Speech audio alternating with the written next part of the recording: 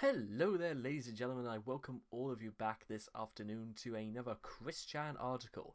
And apparently, one of the many great things that causes stress in Chris's life is things that absolutely have nothing to do with him whatsoever, and things that bring out possibly some of the very worst aspects of Chris's character. In particular, Pmurt.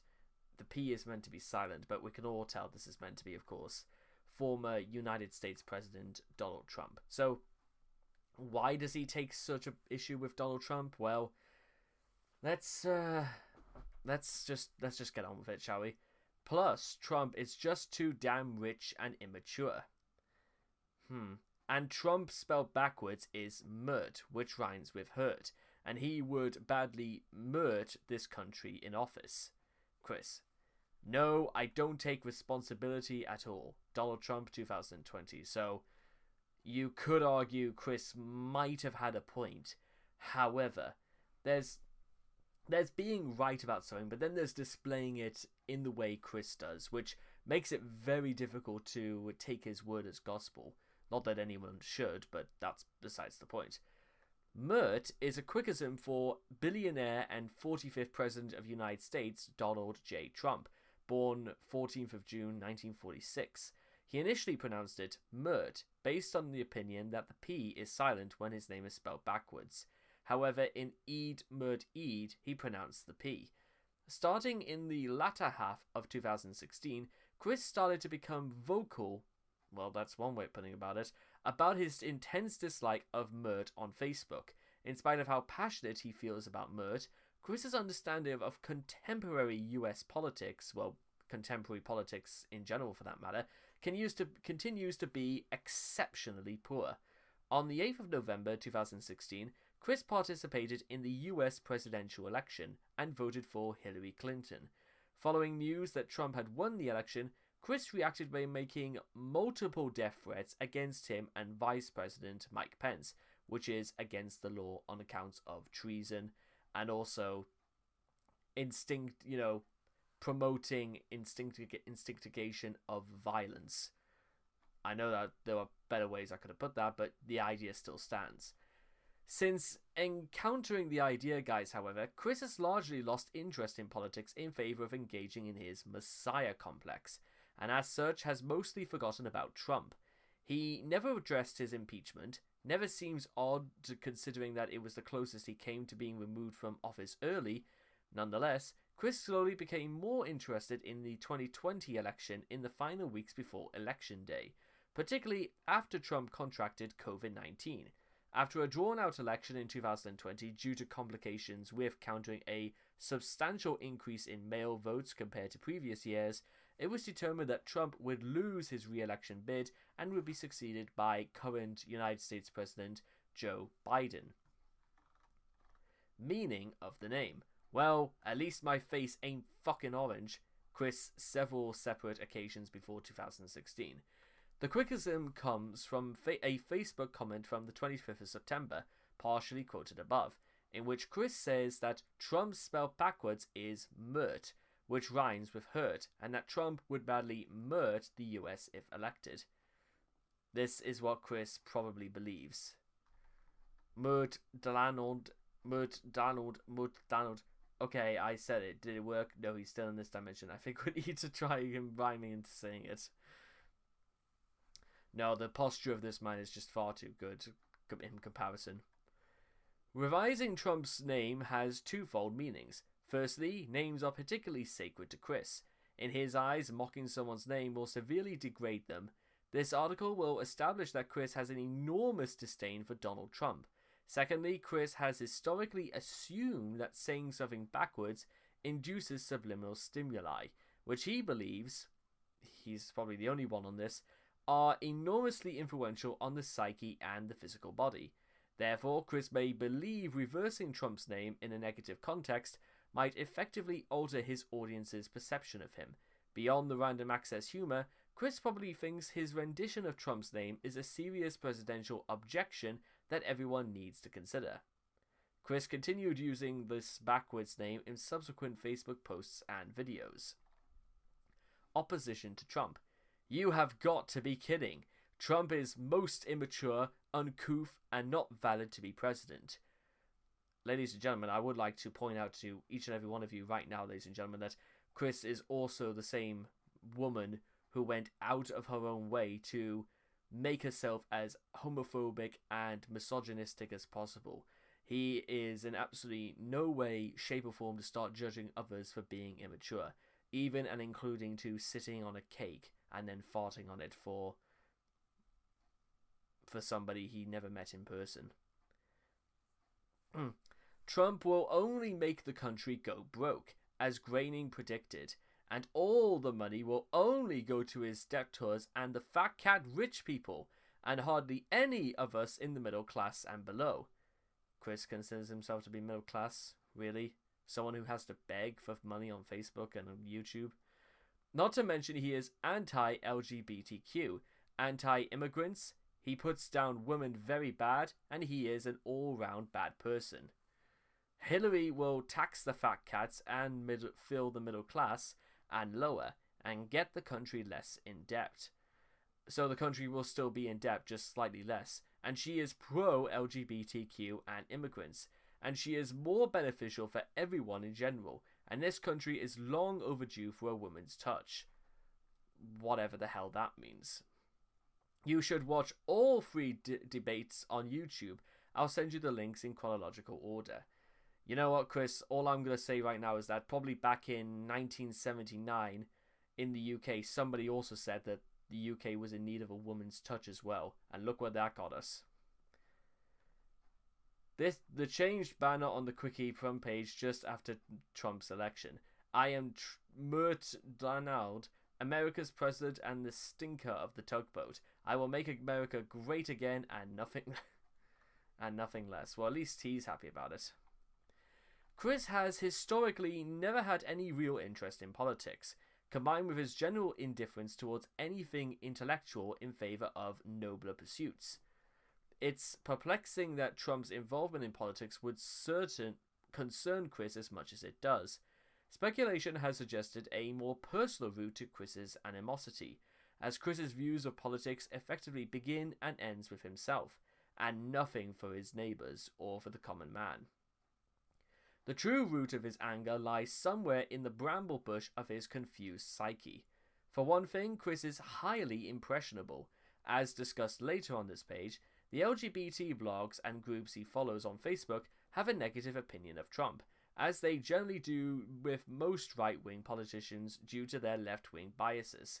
Going off of the minimal amount of information he's absorbed from said blogs, Chris has said that he is afraid of what a Trump presidency could mean for him and his lesbian soul. This is in addition to the general trend among popular culture and major media outlets, which has also been severely critical of Trump. Considering how Chris takes things he sees in media at face value without any cause to think for himself or anything different, it makes sense that he would readily and eagerly accept those sentiments without a second thought. Chris has shown that he picks his candidates based on who he can identify with more, on account of his gender confusion and dislike of men. Hillary Clinton was far more attractive to him simply because she was a woman, and literally nothing else. The evidence for this is overwhelming, especially considering that he once compared her with Sarah Palin. This is also consistent with Chris's fondness of George W. Bush and Barack Obama. Just for the record here, which Bush are we talking about? Are we talking about senior or junior? Let me just do a quick check. Oh, it gets a whole article on his own. Oh, okay, we're talking about Walker Bush. Okay, so we're talking about Bush Jr. Okay, makes sense. Both of whom he voted for because he liked them personally. Especially salient to this discussion is the mentality behind Chris's brand loyalty. Once Chris picks a side on something, he will defend that side no matter what due to a misplaced sense of rigid devotion. This time, the side he picked has down and out lost, and Chris has been legally able to vote since February 24th, 2000. He's never mentioned voting for a losing candidate in a presidential election before. It's possible that this explosive anger is based partially in the fact that his favoured candidate didn't come out on top this time.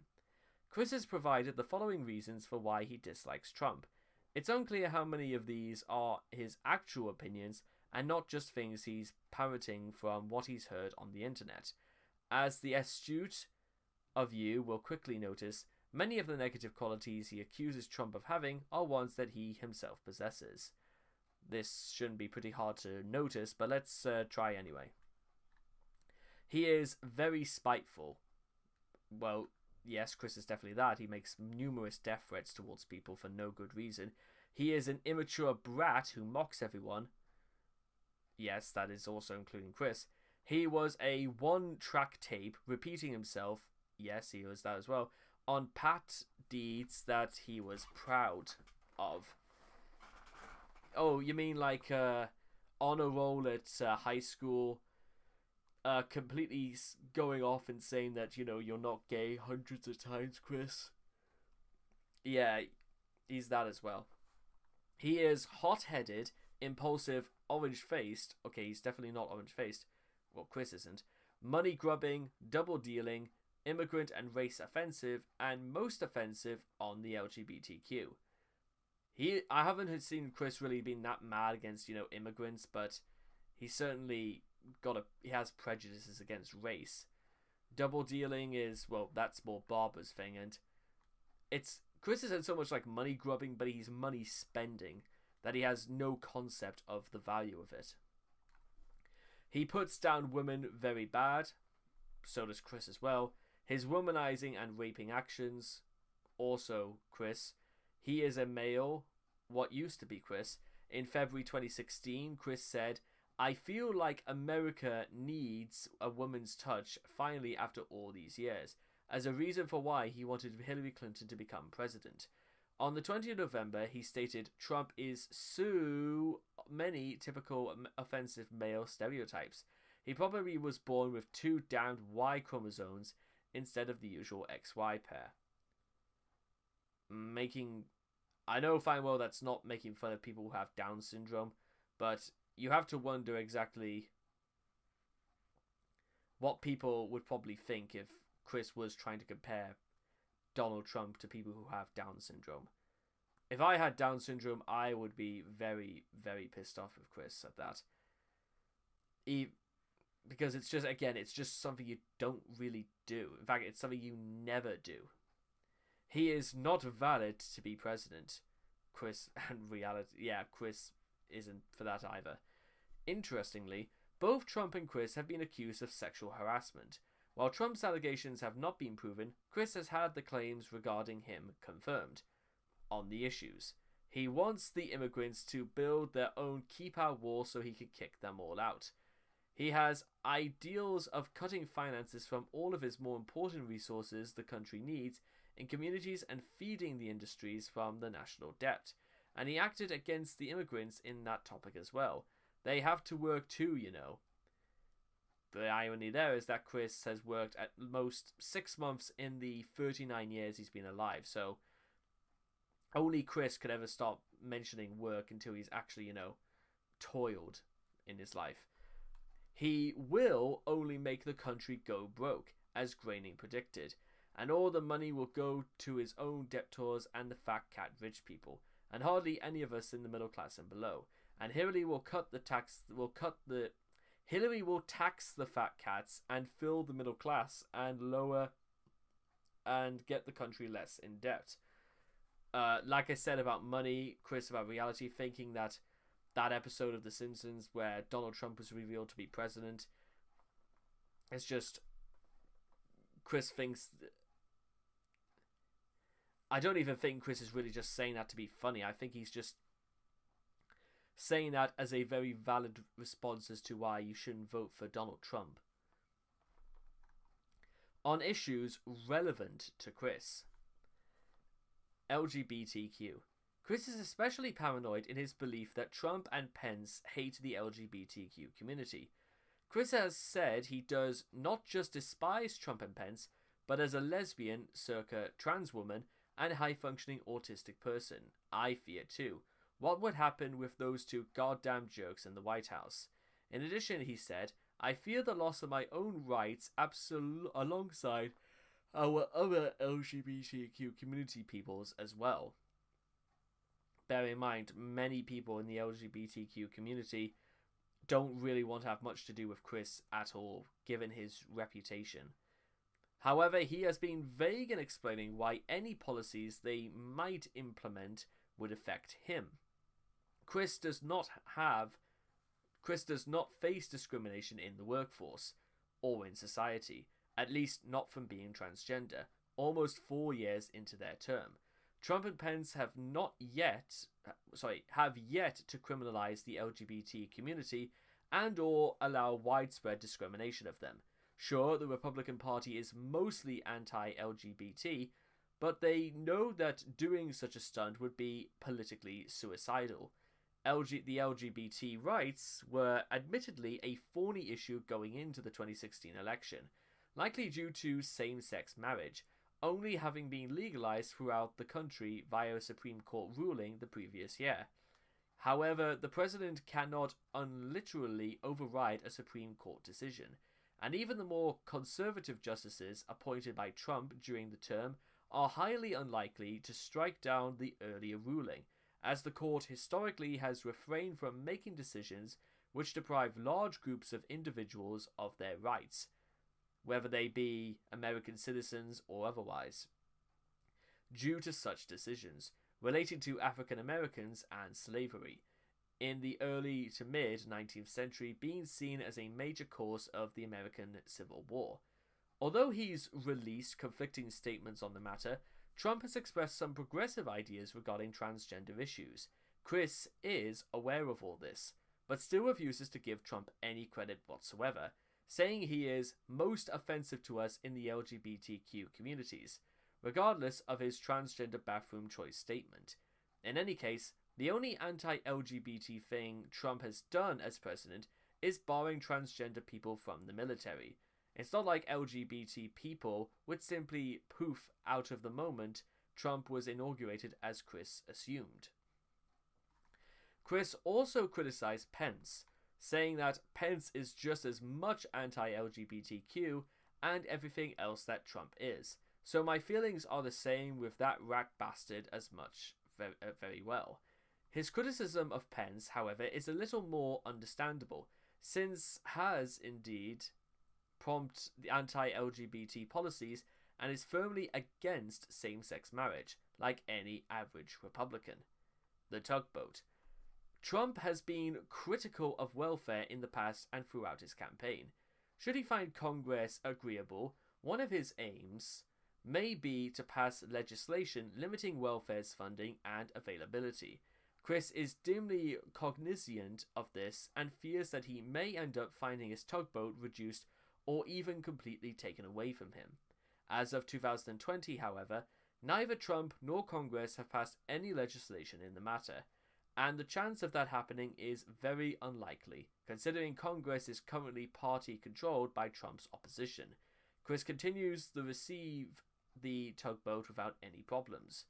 On the 14th of November, Chris stated, "They would drain money from SSI, making my mother and I close to broke."